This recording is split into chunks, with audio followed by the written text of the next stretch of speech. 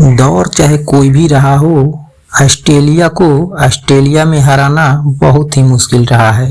Stevia और Ponting के समय में तो ऑस्ट्रेलिया को हराना किसी सपने से कम नहीं था। उस समय क्रिकेट जगत में ऑस्ट्रेलिया का रुतबा वही था जो पूरे दुनिया में सुपर पावर के रूप में अमेरिका का है। फिर ऑस्ट्रेलियाई बादशाहत को भारत ने चुनौती देना शुरू किया और धीरे धीरे ऑस्ट्रेलियाई दबदबे को समाप्त कर दिया। बेशक टेस्ट सीरीज में एसेज की लड़ाई बेहद रोमांचकारी होता है, मगर दूसरे नंबर पर बॉर्डर गावस्कर सीरीज ही है जिस पर सारी दुनिया की नजरें टिकी होती है भारत और ऑस्ट्रेलिया के बीच घमासान देखने के लिए। तो चलिए दोस्तों, इससे कि पहले हम एलिड से गावा की ओर चले। अगर आप चैनल पर नए हैं तो चैनल को सब्सक्राइब कीजिए, लाइक कीजिए और कमेंट के रूप में ढेर सारा प्यार दीजिए। तो चलिए यादों की दुनिया में ऑस्ट्रेलियाई सरजमी पर। भारत ऑस्ट्रेलिया में पहली बार 2018-19 सत्र में ऑस्ट्रेलिया को 2-1 से हराकर इतिहास रचा, मगर इस जीत को कम करके आंका गया। सारी मीडिया और एक्सपर्टों ने इसे महज एक तुक्का बताया। उनका मानना था कि भारत ने कमजोर ऑस्ट्रेलियाई टीम को हराया है जिसमें वार्नर और स्मिथ जैसे खिलाड़ी नहीं थे। जो भी हो, ऑस्ट्रेलियाई टीम कोई भी कमजोर नहीं होती है। ये तो ऑस्ट्रेलियाई मीडिया और कुछ धूर्त एक्सपर्टों का प्रोपेगेंडा था जो भारतीय टीम के जीत को पचा नहीं पा रहे थे। खैर, वक्त बीतता रहा और अगले सत्र 2021 में फिर भारतीय टीम ऑस्ट्रेलियाई सरजमी पर बॉर्डर गावस्कर सीरीज खेलने गई। इस बार स्मिथ भी थे, वार्नर भी थे। पूरी ऑस्ट्रेलियाई टीम अपने स्टार खिलाड़ियों से सजी हुई थी और सारे क्रिकेट पंडितों का यही मानना था कि भारत इस बार बुरी तरह से हारेगा। इन सब एक्सपर्टों का सपना तब सच हो गया जब भारतीय टीम एलिड के पहले टेस्ट में 36 रनों पर ऑल आउट हो गई। इस हार के बाद क्रिकेट एक्सपर्ट अपने असली रंग में आ गए। ये वही लोग हैं जिन्हें टीम इंडिया की जीत देखी नहीं जाती और भारतीय टीम को ट्रोल करने और मजाक बनाने के ताक में रहते हैं। एलिड में मिली हार को पीछे छोड़ टीम इंडिया दूसरे टेस्ट मेलबोर्न में टीम इंडिया कंगारुओं पर जबरदस्त पलटवार करती है और अपने 8 विकेट के हार को 8 विकेट के जीत में बदल देती है, जिसे देख कंगारू हैरान थे तो सारे क्रिकेट एक्सपर्ट अपने अपने सुर बदल लिए थे। कंगारू अपने हार से तिलमिलाए हुए थे, अपने हार को पचा नहीं पा रहे थे और किसी भी सूरत में टीम इंडिया को हराना चाहते थे। टीम इंडिया मेलबोर्न जीतकर सिडनी फतह के इरादे से मैदान में दस्तक दे चुकी थी। कंगारुओं के आंखों में बादला के ज्वालामुखी धधक रहे थे, तो वहीं टीम इंडिया की मुसीबतें बढ़ती जा रही थी क्योंकि कोहली तो पहले ही मैच के बाद घर वापसी कर गए थे। अब उमेश यादव भी चोटिल होकर बाहर हो गए। टीम इंडिया में रोहित शर्मा की वापसी हुई तो वहीं दूसरे खेमे में डेविड वार्नर आए। इस सिडनी के मैदान में अगले 5 दिनों तक बैट और बॉल के बीच जबरदस्त लड़ाई हुई। कंगारू तेज गेंदबाजों ने जोरदार आक्रमण किया जिससे भारतीय बल्लेबाज घायल होते रहे, मगर अपने हौसले और उम्मीद को लिए अपने जोश जुनून से एक हारी हुई मैच को भारतीय खिलाड़ियों ने ड्रा में बदल दिया था, जिससे बौखलाए हुए कंगारू कप्तान टिम पेन ने अश्विन को गावा में देखने की धमकी दे डाली क्योंकि गावा कंगारुओं का गढ़ था जहां कंगारू 32 सालों से नहीं हारे थे। गावा की पिच सबसे तेज पिच थी जहां गेंदें कान के पास से सीटी बजाते हुए निकलती है और गेंद ऐसे लहराती है जिससे खेल पाना अच्छे से अच्छे बल्लेबाजों के लिए भी मुश्किल होता है। कुल मिलाकर ऑस्ट्रेलियाई टीम यहाँ बेहद ही खूंखार बन जाती है। क्रिकेट के गलियारों में इस मैच को लेकर बेहद ही गर्मा गर्मी माहौल था। ज्यादातरों का मानना यही था कि टीम इंडिया गाबा में खेलने से कतराती है और इस बार भी टीम इंडिया गाबा में बुरी तरह से हारेगी। हालात भी टीम इंडिया के लिए कुछ ऐसे ही बन गए थे क्योंकि टीम इंडिया के प्रमुख खिलाड़ी इस लड़ाई में घायल हो चुके थे। केएल राहुल के कलाई में चोट था तो हनुमा विहारी की मांसपेशियों में खिंचाव, जडेजा के अंगूठा में फ्रैक्चर, अश्विन के पीठ में जकड़न, उमेश यादव के पैर में चोट, मोहम्मद शमी के हाथ में फ्रैक्चर, बुमराह के पीठ में चोट, भुवनेश्वर कुमार के जांघ में चोट, ईशांत शर्मा के साइड स्टेन और नवदीप सैनी के मांसपेशियों में खिंचाव। अब तो ये टीम नहीं मरीजों का जखीरा लग रहा था। ऊपर से कोरोना काल में हालात ये थे कि जो गेंदबाज नेट में गेंदबाजी करा रहे थे वे ही खेल सकते थे। भारतीय कप्तान रहाणे के सामने मुश्किल हालात थे और इन्हीं हालात में सबसे बड़ी लड़ाई थी गाबा की। इस मैच से सीरीज का निर्णय होना था। भारतीय टीम अपने कुछ जख्मी और नए खिलाड़ियों के साथ दस्तक दी दिल दहला देने वाले मैदान गाबा में। इस फाइनल मैच में टी नटराजन, शार्दुल ठाकुर और सुंदर ने टेस्ट में डेब्यू किया, जो इससे पहले नेट पर गेंदबाजी करा रहे थे। दोनों टीमों के कप्तान टॉस के लिए मैदान पर आए। एक के दिमाग में गाबा का घमंड था तो दूसरे के दिमाग में गाबा का गुरूर तोड़ने का संकल्प। एक के आंखों में नफरत और हिकारत थी तो दूसरे के होठों पर मीठी मुस्कान। यहाँ एक बार टॉस फिर ऑस्ट्रेलिया ने जीता और पहले बैटिंग का फैसला किया। अब टीम इंडिया के पास ना जसप्रीत बुमराह थे, न जडेजा थे, न अश्विन थे और न ही हनुमा विहारी थे। इससे पहले टीम इंडिया मोहम्मद शमी, उमेश यादव, ईशांत शर्मा, भुवनेश्वर और कोहली को तो पहले ही खो चुकी थी। अब ऐसे में कुछ था तो टीम इंडिया के पास हौसला और जुनून था, जो कंगारुओं के गुरूर से टकराने को तैयार थे। टीम इंडिया के मेन बॉलर मोहम्मद सिराज थे, जिन्हें 3 टेस्ट मैचों का अनुभव था। शार्दुल ठाकुर, उनके पीछे नवदीप सैनी, टी नटराजन और वाशिंगटन सुंदर को कंगारुओं से लोहा लेना था। कंगारुओं की ओपनिंग जोड़ी मैदान पर आई, मगर जोश से भरे सिराज के सामने टिक न सके और 4 के स्कोर पर डेविड वार्नर को आउट कर दिया। स्कोर में कुछ ही रन जोड़े थे कि कंगारुओं के दूसरे ओपनर मार्कस हैरिस ने भी 5 रन बनाकर शार्दुल ठाकुर के पहले ओवर की पहली गेंद पर चलते बने।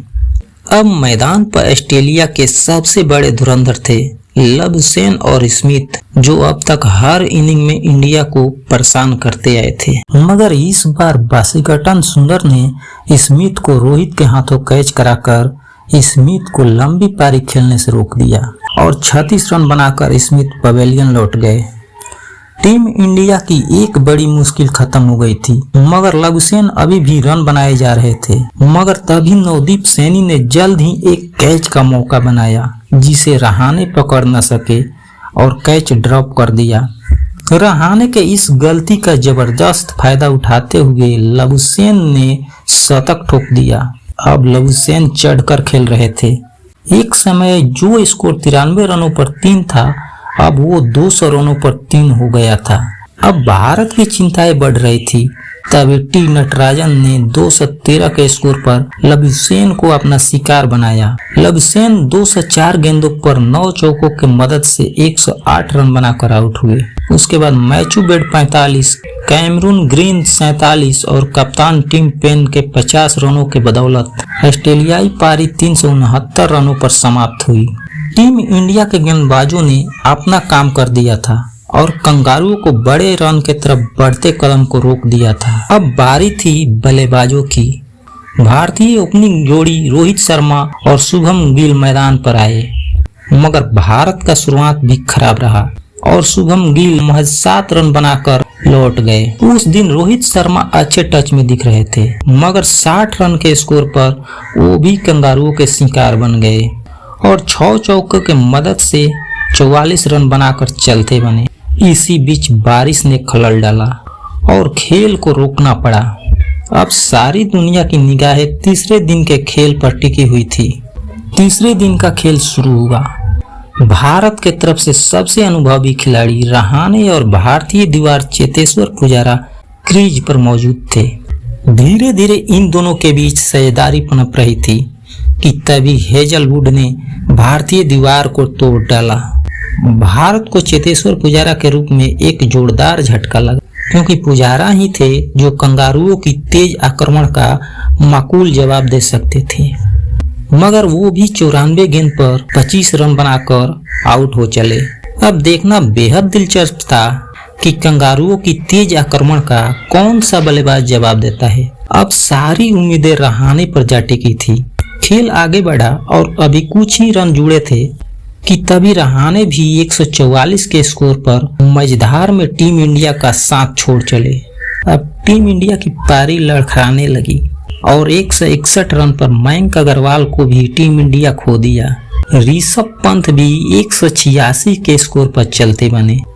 अब टीम इंडिया की खतरे की घंटी बजने लगा और मैदान पर पैट कमिंस, मिचेल स्टार्क और हेजलवुड रूपी खतरे की बादल मंडराने लगे।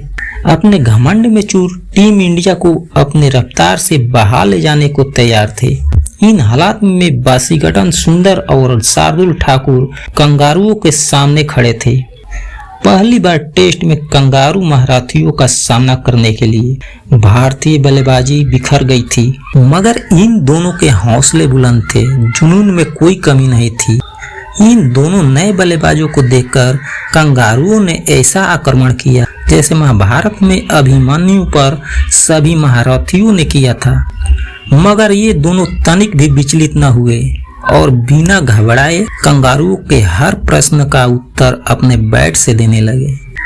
जो स्कोर 186 रनों पे 6 था, वहीं अब 250 रनों पर 6 हो गया था। अब टीम इंडिया मैदान पर वापसी कर रही थी तो कंगारू टीम में हलचल और बेचैनी बढ़ रही थी। देखते ही देखते दोनों बल्लेबाजों ने अपना अर्धशतक पूरा कर लिया और दोनों के बीच 100 रनों की साझेदारी भी हो गई। टीम इंडिया का स्कोर अब कंगारू के स्कोर से ज्यादा दूर नहीं था। फासला लगातार घटता जा रहा था। तभी एक बड़ा शॉट खेलने के चक्कर में शार्दुल ठाकुर पैट कमिंस का शिकार हुए, मगर जाने से पहले टीम इंडिया को संकट से उबार चुके थे। इंडिया का स्कोर 309 रनों पर पहुंच चुका था। ठाकुर 67 रनों की पारी 115 गेंदों पर खेल कर गए, जिसमें 9 चौका और 2 छक्के शामिल थे। टीम इंडिया लड़ते हुए 336 रनों पर ऑल आउट हो गई। इस तरह से ऑस्ट्रेलिया को 33 रनों की बढ़त मिल गई। टीम इंडिया इन दोनों युवा बल्लेबाजों को बदौलत लगभग बराबरी पर आ खड़ी थी और मैच बेहद ही रोमांचक हो चला था, जहां से ऑस्ट्रेलिया का गुरूर चूर किया जा सके। इसके लिए पहले ऑस्ट्रेलिया को जल्द आउट करना था। तीसरे दिन का खेल समाप्त हो चुका था। दोनों टीमें हार मानने को तैयार नहीं थी। चौथे दिन का खेल शुरू हुआ। अब ये खेल का मैदान जंग का मैदान बन चुका था।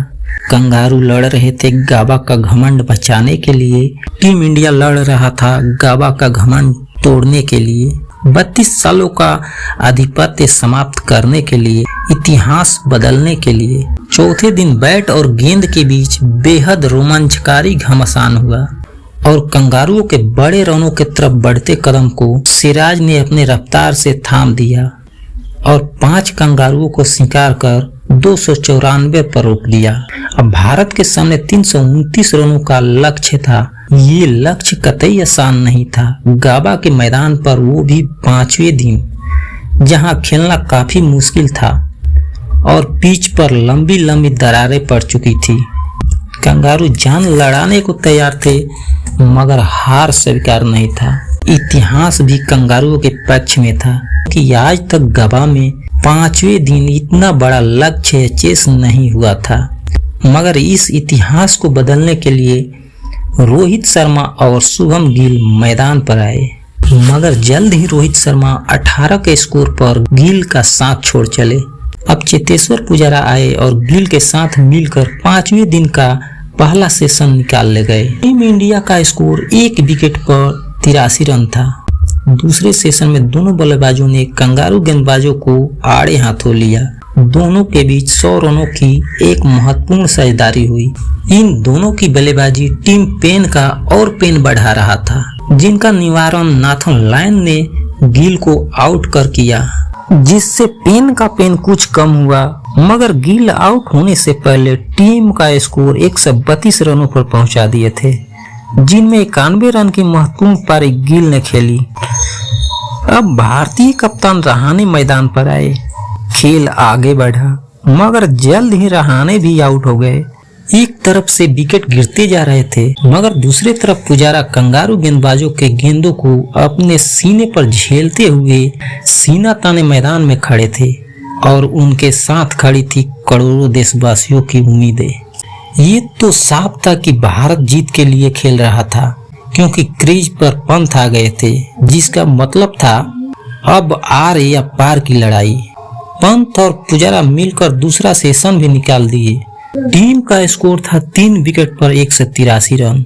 ये सेशन पूरी तरह से भारत के नाम रहा। तीसरा सेशन शुरू हुआ। अब भारत को जीतने के लिए 146 रनों की जरूरत थी और अभी 37 ओवरों का खेल बचा था और इंडिया के 7 विकेट भी बचे थे। मगर पंत का रोल महत्वपूर्ण था और शायद इसीलिए उन्हें मयंक से पहले भेजा गया था। पंत ने भी निराश नहीं किया और कंगारुओं पर पूरी तरह से हावी होकर खेल रहे थे। कंगारुओं की चिंताएं बढ़ती जा रही थी। टीम इंडिया का स्कोर 228 रनों तक जा पहुंचा था। तभी पैट कमिंस ने पुजारा को शिकार बनाया। यहाँ से अभी भी 100 रन बनाने थे। पंत का साथ देने के लिए मयंक अग्रवाल आए, मगर जल्द ही कमिंस ने मयंक को भी आउट कर दिया। पैट कमिंस के इस आक्रमण से भारतीय खेमे में हलचल शुरू हो गई, मगर पंत अब भी मैदान पर मौजूद थे, जो लगातार रन बनाए जा रहे थे। अब पंत और सुंदर ने मिलकर कंगारुओं का धजिया उड़ाना शुरू कर दिया। सुंदर आउट होने से पहले 29 गेंदों में 22 रन की तेज तरार पारी खेली, जिससे टीम इंडिया के हौसले बुलंद हो गया और जीत के द्वार पर जा खड़ा हुआ। टीम इंडिया का स्कोर 7 विकेट पर 325 रन हो चुका था। सामने पंत थे और सारी दुनिया की निगाहें पंत पर थी। सारी दुनिया दम साधे इस मैच को देख रही थी। फिर पंत ने चौका लगाकर कंगारुओं के घमंड को तोड़ दिया, गाबा के घमंड को तोड़ दिया, जो 32 सालों से चला रहा था। टूटा है गाबा का घमंड, जीत गई है मुकाबला भारत और 2-1 से श्रृंखला भी जीत ली है। बॉर्डर गावस्कर ट्रॉफी जाएगी गावस्कर के देश। ले जाएंगे ये ट्रॉफी, इंडिया वाले ले जाएंगे और रह जाएंगे ऑस्ट्रेलिया वाले देखते रह जाएंगे। इंडिया ने इतिहास रच दिया था। 36 पर ऑल आउट होने का कलंक धो दिया था। कंगारुओं का सर नीचा था। वो जान गए थे कि ये नया हिंदुस्तान की नई टीमें हैं, जो घर में घुसकर हराना जानती है।